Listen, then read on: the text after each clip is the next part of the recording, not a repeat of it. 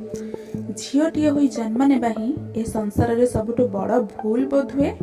मने अछि 2012 मसीहार निर्भया घटना ठीक 12 वर्ष पर हृदय फाटी जावा भली कांडर पुनरावृत्ति होईछि कलिकतारे। से भी जने महिला डाक्तरଙ୍କ सह गाँ गहलीर साधारण अपाठुआ झीटीए असुरक्षित हेबा विश्वास करि हुए, किंतु पाठ पढ़ी उच्च शिक्षित होई भी बलात्कार शिकार। एइटु गोटिए कथा प्रथमे माँ बापा और सरकार मुंडरे पुरांतु। केवल बेटी पढ़िले बेटी बंचिबेनी, बेटी लड़िले ही बेटी बंचिबे।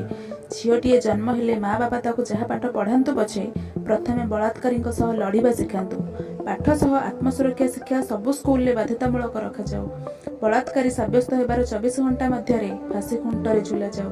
नहेले केवल ममता कहीं अनेक राज्य में असुरक्षित एमती केते केते ममिता ममता निर्भया बलात्कार शिकार हो मृत्युवरण करुथिबे।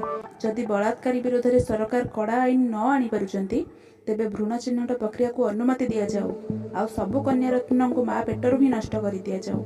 झीटी को जन्म दे पाठशाठ पढ़े एते बड़ करबा परे ताकू नर राक्षस झुणी खाइबा अपेक्षा माँ पेटरू ही झीटीए मरी जिबा भल। अंततः झीटी को आउ ता माँ बापा को तुलनात्मक भाव टिके कम तो कष्ट हेबो। जय जगन्नाथ।